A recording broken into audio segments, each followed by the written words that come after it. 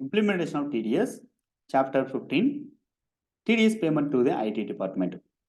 இந்த சாப்டர் ஃபுல்லாவே practical oriented சாப்டரா தான் நம்மளுக்கு இருக்கும். ஸோ நீங்க இதுக்கு முன்னாடி நம்ம பார்த்துக்கிட்டு இருக்க எல்லா பிராக்டிகல் ஓரியன்டட் செஷன்ஸையும் நீங்க டேலில ரெக்கார்ட் பண்ணிட்டு வரீங்க அப்படின்னு நான் நம்புறேன். அப்படி ரெக்கார்ட் பண்ணா மட்டும் தான் உங்களால எந்த அளவுக்கு நீங்க அப்சர்வ் பண்ணியிருக்கீங்க டேலிய அப்படிங்கிறது உங்களுக்கு வந்து செல்ஃப் ரியலைஸ் அப்படிங்கிறது பண்ண முடியும்.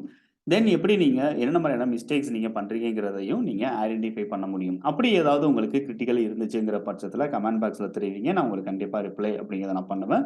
அது உங்களுக்கு செல்ஃப் லேர்னிங்க்கு உங்களுக்கு கண்டிப்பா யூஸ்ஃபுல்லா இருக்கும்.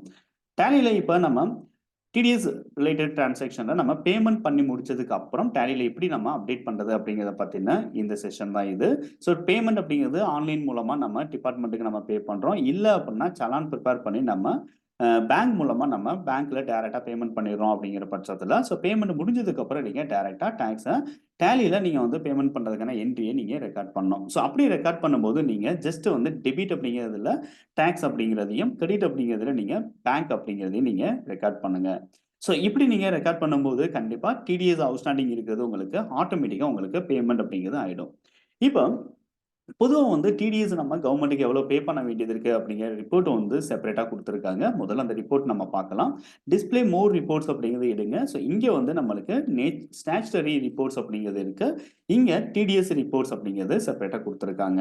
இங்க டிடிஎஸ் அவுட்ஸ்டாண்டிங் அப்படின்னு சொல்லிட்டு ஒரு ஆப்ஷன் இருக்கு. இந்த டிடிஎஸ் அவுட்ஸ்டாண்டிங் அப்படிங்கிறத எடுத்தீங்க அப்படின்னா, எந்த நேச்சர் ஆஃப் பேமெண்ட்டுக்கு நம்ம பேமெண்ட் பண்ண வேண்டியது இருக்கு. அது கம்பெனி டிடக்ட்யா இல்ல நான் கம்பெனி டிடக்ட்யா அப்படிங்கிற டீடைல்ஸ் உங்களுக்கு தெரியும். அதே மாரி பெண்டிங் அமௌண்ட் என்ன அப்படிங்கிறது உங்களுக்கு ஈஸியா தெரியும். ஸோ இப்ப இத பேஸ் பண்ணி நீங்க ஈஸியா வந்து என்ன பண்ண முடியும் அப்படின்னா, எத்தன சலான் நீங்க பிரிப்பேர் பண்ணணுங்கிறதையும் நீங்க ஐடென்டிஃபை பண்ணிடலாம். இப்ப நம்ம ஒரே ஒரு பேமெண்ட் தான் பண்றோம் அப்படிங்கிற பட்சத்துல, ஒரே ஒரு சலான் தான் நம்ம பிரிப்பேர் பண்ண போறோம். இந்த சலான் டைரக்ட்டா டேலில இருந்தபடியே நம்ம வந்து பிரிப்பேர் பண்ண முடியும். ஸோ ஐடிஎன்எஸ் 281 அப்படிங்கிற சலான் நேம் தான் அது. ஸோ டைரக்ட்டா நம்ம பேங்க் மூலமா சலான் ஃபில் பண்ணி நம்ம செக்கோட நம்ம வந்து பேமெண்ட் பண்றோம் அப்படிங்கிற பட்சத்துல, நீங்க இந்த சலான் அப்படிங்கிறது நீங்க குடுத்துக்க முடியும்.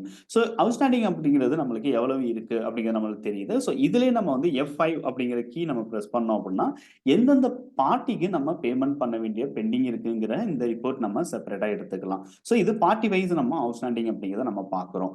ஆல்ரெடி நான் வந்து உங்களுக்கு டிடிஎஸ் லெட்ஜர் நம்ம கிரியேட் பண்ணும்போது உங்களுக்கு சொல்லியிருந்தேன். ஸோ பார்ட்டி வைஸ் நீங்க டிடிஎஸ் லெட்ஜர்ஸ் கிரியேட் பண்ண வேண்டாம்னு சொல்லி. எதுக்காக அப்படின்னா, party wise TDS ledger create பண்றதே எந்தெந்த பார்ட்டிகிட்ட இருந்து நம்ம டிடிஎஸ் டிடக்ட் பண்ணியிருக்கோங்கிறத நீங்க லெட்ஜர் ரிப்போர்ட்டா பார்க்கறதுக்காக தான். அது தேவைப்படாது. நீங்க ஜஸ்ட் வந்து நீங்க நேச்சர் ஆஃப் பேமெண்ட்ட பேஸ் பண்ணி நீங்க டிடிஎஸ்ங்கிறது லெட்ஜர் நீங்க கிரியேட் பண்ணுங்க. ஸோ இந்த ரிப்போர்ட் பேஸ் பண்ணி நீங்க எந்தெந்த பார்ட்டிக்கு நம்ம டிடிஎஸ் நம்ம டிடக்ட் பண்ணியிருக்கோம் அப்படிங்கிற ரிப்போர்ட்ட நீங்க இத பேஸ் பண்ணி நீங்க ஈஸியா எடுத்துக்க முடியும். ஸோ இப்ப நம்ம வந்து டிடிஎஸ் பேமெண்ட் அப்படிங்கிறத நம்ம எவ்வளவு அவுட்ஸ்டாண்டிங் இருக்கு அப்படிங்கிறத நம்ம பார்த்துட்டோம். இப்ப டைரக்ட்டா நம்ம வந்து வவுச்சர் அப்படிங்கிறத எடுக்கிறேன். இங்க வந்து பேமெண்ட் அப்படிங்கிற வவுச்சர் F5 பிரஸ் பண்ணி எடுத்துக்கிறேங்க. இங்க நம்மளுக்கு ஆட்டோ பேமெண்ட் அல்லது ஆட்டோ கால்குலேஷனுக்காக ஆட்டோ ஃபில் அப்படிங்கிற ஒரு கீ குடுத்துருக்காங்க. அந்த கீ என்ன அப்படின்னா கண்ட்ரோல் எஃப். இந்த கண்ட்ரோல் எஃப் பிரஸ் பண்ணும்போது நம்மளுக்கு ஸ்டாச்சுட்டரி பேமெண்ட் அப்படிங்கிற இந்த ஆப்ஷன் நம்மளுக்கு கேட்கும். குடுத்துட்டு எந்த டாக்ஸ் நம்ம ஆட்டோ ஃபில்லுக்கு எடுத்துக்க போறோம் அப்படிங்கிறத நம்ம செலக்ட் பண்றோம். இப்ப டிடிஎஸ் அப்படிங்கிற பட்சத்துல நீங்க டிடிஎஸ் அப்படிங்கிறத எடுங்க. பொதுவா ப்ரீவியஸ் மந்த்துக்கான டாக்ஸ தான் நம்ம இந்த கரண்ட் மந்த்ல நம்ம வந்து பேமெண்ட் பண்ணுவோம் இல்லையா? ஸோ அதுக்காக டேலி பிஃபோர் அதாவது ப்ரீவியஸ் மந்த்த தான் நம்மளுக்கு இந்த இடத்துல ஆட்டோமேட்டிக்கா ஃபில் பண்ணி காட்டும். ஸோ நான் வந்து என்ன பண்ணிடுறேன் அப்படின்னா, கரண்ட் மந்த்துக்கான டேட் வந்து நம்ம குடுத்துறோம். ஸோ இத வந்து 1 ஏப்ரல் 1 ஏப்ரல் அப்படின்னே குடுக்குறேன். ஸோ எதுக்காகன்னா, நான் பேமெண்ட் வவுச்சர்க்கா இதுக்கு முன்னாடி எக்ஸ்பென்சஸ் புக்கிங்க்கான என்ட்ரியும் நான் வந்து இதே மந்த்ல தான் நான் பண்ணியிருக்கேன் இல்லையா? ஸோ அதுக்காக நான் வந்து இதே டேட்ல தான் பண்ணியிருக்கேன். அதுக்காக நான் அதையே குடுத்துறேன். டிடக்ட் டில் டேட் அப்படிங்கிறத நம்ம குடுத்துக்கலாம். என்ன செக்ஷன்ஸ் அவைலபிள் இருக்கு அப்படிங்கிறத நம்ம குடுக்குறோம். அதே மாதிரி ஃபீஸ் ஃபார் ப்ரொஃபஷனல் சர்வீசஸ், கம்பெனியா, நான் கம்பெனியா, ஆல் ஐட்டம்ஸ் கூட குடுத்துக்கலாம் நம்மளுக்கு டவுட்டா இருந்துச்சு. அப்ப நமக்கு தெரியல சார் கம்பெனியா, நான் கம்பெனியா தெரியல. எனக்கு ஆல் ஐட்டம் குடுத்துடுறேன் அப்படிங்கிற மாரி இருந்தாலும் நீங்க குடுத்துக்கலாம். ஆட்டோமேட்டிக்கா எடுத்துட்டு வரும். இது ரெசிடென்ட்டா, நான் ரெசிடென்ட்டான்னு கேட்டா கண்டிப்பா ரெசிடென்ட். இதுலயும் உங்களுக்கு டவுட் இருந்துச்சுன்னா, நீங்க ஆல் அக்கவுண்ட் அப்படின்னு ஆல் ஐட்டம்ஸ் கூட குடுத்துக்கலாம். ஸோ கண்டிப்பா கேஷ் மூலமா, பேங்க் மூலமா அப்படின்னு கேட்கும். இதுல வந்து நீங்க பேங்க் அப்படிங்கிறது செலக்ட் பண்ணுங்க. செலக்ட் பண்ணிட்டு இப்ப செக்கா நீங்க குடுக்குறீங்க அப்படிங்கிற பட்சத்துல ஆட்டோமேட்டிக்கா நம்மளுக்கு நம்மளுக்கு பேங்க் அலோகேஷன் ஒண்ணு கேட்கும். இங்க ஆட்டோமேட்டிக்கா நம்மளுக்கு மேல பார்த்தீங்கன்னா, உங்களுக்கு டாக்ஸ் அமௌண்ட் இங்க அவுட்ஸ்டாண்டிங் ரிப்போர்ட்ல என்ன இருக்கோ அது ஆட்டோமேட்டிக்கா இங்க ஃபீட் ஆகுது அப்படிங்கிறத நீங்க தெரிஞ்சுக்கிறங்க. இப்போ நம்ம வந்து பேங்க் டீட்டெயில்ஸ நீங்க செக் மூலமா குடுக்குறீங்க அப்படின்னா, செக் நம்பர் என்ன அப்படிங்கிற இன்ஃபர்மேஷன்ஸ் நீங்க இந்த இடத்துல நீங்க வந்து என்ன பண்ணிக்கலாம் அப்படின்னா, செட் பண்ணிக்கலாம். செட் பண்ணிட்டு இந்த இடத்துல ஃபேவரிங் நேம், அதாவது செக்ல என்ன நேம் நம்ம எழுதுவோம் அப்படின்னா, yourself account. Yourself account A by C account TDS அப்படின்னு நம்ம வந்து எழுதுவோம். ஸோ நீங்க செக் வந்து நீங்க டிடிஎஸ் அக்கவுண்ட்டுக்காக குடுத்தீங்கன்னா, பேமெண்ட் நேம் வந்து நம்ம என்ன குடுக்கணும் சார்? இன்கம் டாக்ஸ் டிபார்ட்மெண்ட் குடுக்கணுமா? இல்ல நம்ம வந்து ஐடி டிபார்ட்மெண்ட் குடுக்கணுமா? ஸோ என்ன நேம் சார் குடுக்குறதுங்கிறது உங்களுக்கு டவுட் இருக்கும் இல்லையா? ஸோ செக்க நீங்க குடுத்தீங்க டிடிஎஸ்க்காகனா, யுவர் செல்ஃப் அக்கவுண்ட் டிடிஎஸ் அப்படின்னு சொல்லிட்டு நீங்க எழுதணும். இத நீங்க வந்து மைண்ட்ல வச்சுக்கிடுங்க. ஸோ இத வந்து செட் பண்ணிட்டு அப்படியே நம்ம வந்து என்ன பண்ணலாம் அப்படின்னா, நம்ம வந்து அக்செப்ட் பண்ணலாம். இப்ப நான் வந்து டைரக்ட்டா அக்செப்ட் பண்ணிட்டேன். இப்ப 2 மெத்தட் நான் சொல்லியிருந்தேன். ஒண்ணு வந்து ஆன்லைன் மூலமா டைரக்ட்டா நம்ம வந்து பேமெண்ட் அப்படிங்கிறத நம்ம பண்றது. அதர்வைஸ் நாமளே வந்து சலான் பிரிப்பேர் பண்ணி, அந்த சலானோட செக் நம்ம அட்டாச் பண்ணி, நம்ம பேங்க்ல போயிட்டு டைரக்ட்டா நம்ம குடுத்து டிடிஎஸ் அப்படிங்கிறத நம்ம பே பண்றது. ஒருவேள நீங்க இந்த மாரி சலான் பிரிப்பேர் பண்றீங்கன்னா, இதுக்கான சலான் அப்படிங்கிறது ஆன்லைன்ல நம்மளுக்கு குடுத்திருப்பாங்க. அத பிரிண்ட் அவுட் எடுத்து மேனுவலா கூட ஃபீட் பண்ணுவாங்க. அல்லது டேலில இருந்தபடியே நீங்க டைரக்ட்டாவும் நீங்க வந்து என்ன பண்ணலாம் அப்டின்னா, சலான் அப்படிங்கிறது பிரிப்பேர் பண்ணலாம். ஸோ டேலில இருந்து பிரிப்பேர் பண்ண சலான நீங்க பிரிண்ட் அவுட் எடுத்துட்டு, நீங்க தேவையான இன்ஃபர்மேஷன நீங்க ஏதாவது மிஸ் ஆயிருந்துச்சுன்னா கூட நீங்க குடுத்துக்க முடியும். ஸோ அது எப்படி அப்படிங்கிறத நான் எடுக்கிறேன். ஸோ டே புக் அப்படிங்கிறத எடுங்க. எந்த பேமெண்ட்டோ அந்த பேமெண்ட் அப்படிங்கிறத எடுத்து என்டர் பண்ணுங்க. ஸோ நம்ம வந்து 5000 பேமெண்ட் பண்ணியிருக்கோம் இல்லையா? இது. அப்படியே நீங்க வந்து கண்ட்ரோல் பி அப்படிங்கிறது குடுங்க. ஸோ கண்ட்ரோல் பி குடுத்தீங்கன்னா, மேல வந்து பேமெண்ட் வவுச்சர் அப்படின்னு சொல்லிட்டு நம்மளுக்கு இங்க ஒண்ணு வந்திருக்கு. ஸோ டைட்டில் அப்படிங்கிறது பேமெண்ட் வவுச்சர். இங்க பார்த்தீங்கன்னா, பிரிண்ட் பேமெண்ட் அட்வைஸ் அப்படிங்கிறது நோன்னு இருக்கு.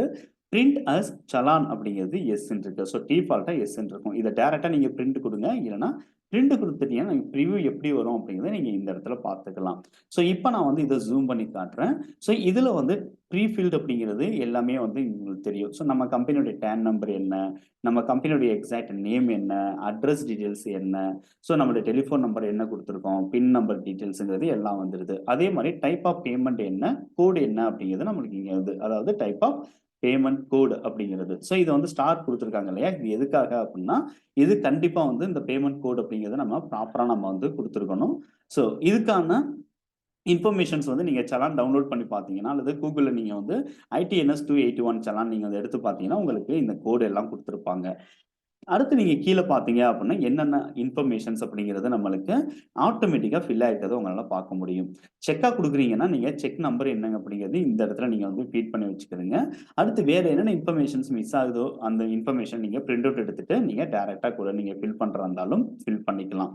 இது செக்கோட சேர்த்து நீங்க சலான் மூலமா நீங்க பேமெண்ட் பண்றீங்க அப்படிங்கிற பட்சத்துல நீங்க பண்ண வேண்டிய ஸ்டெப்ஸா நீங்க வந்து எடுத்துக்கிடுங்க. இந்த பேமெண்ட் முடிஞ்சதுக்கு அப்புறம் உங்களுக்கு அவுட்ஸ்டாண்டிங் அப்படிங்கிறது கிளியர் ஆயிடும். ஐ மீன் டிடிஎஸ் அவுட்ஸ்டாண்டிங் ரிப்போர்ட் ஆரம்பத்துல பார்த்தோம் இல்லையா? அந்த ரிப்போர்ட் எடுத்து பார்த்தீங்க அப்படின்னா, அதுல எதுவுமே இருக்காது. ஸோ இதுதான் வந்து என்ன அப்படின்னா, பேமெண்ட் நீங்க பண்ணி முடிச்சதுக்கு அப்புறம் டேலில எப்படி நீங்க டிடிஎஸ் பேமெண்ட் அப்படிங்கிறது என்ட்ரி பண்றீங்க அப்படிங்கிறதும், ஒருவேளை ஐடிஎன்எஸ் 281 சலான் பிரிப்பேர் பண்றீங்க அப்படிங்கிற பட்சத்துல, எந்த மாதிரி நீங்க ஐடிஎன்எஸ் 281 சலான் டேலில இருந்து பிரிண்ட் அவுட் எடுக்கிறது அப்படிங்கிறதுக்கான ஒரு இன்ஃபர்மேஷன்ஸ். இந்த வீடியோ உங்களுக்கு யூஸ்ஃபுல்லா இருந்துச்சு அப்படின்னா, லைக் பண்ண மறந்துடாதீங்க. ஸோ நீங்க பண்ற ஒவ்வொரு லைக்குக்கும் இந்த வீடியோ அப்படிங்கிறது கண்டிப்பா நீங்க பண்ணக்கூடிய ஒரு லைக்குக்கு கண்டிப்பா இந்த வீடியோ அப்படிங்கிறது YouTubeல இருந்து அதிகமான ரெக்கமெண்டேஷனுக்கு போகும். உங்கள மாதிரியே டேலில டேலி லேர்ன் பண்ணிக்கிட்டு இருக்கவங்களுக்கு இந்த வீடியோ அப்படிங்கிறது கண்டிப்பா ஷேர் ஆகும். அவங்களுக்கும் யூஸ்ஃபுல் ஆகும். ஸோ நீங்க பண்ணக்கூடிய ஒரு லைக் அப்படிங்கிறது அடுத்தவங்களுக்கான அப்படிங்கிறத வந்து தெரிஞ்சுக்கிறீங்க. ஸோ நீங்க லைக் பண்ண மறந்துடாதீங்க. தேங்க் யூ ஃபார் வாட்சிங். நம்ம அடுத்த சாப்டர்ல பார்ப்போம்.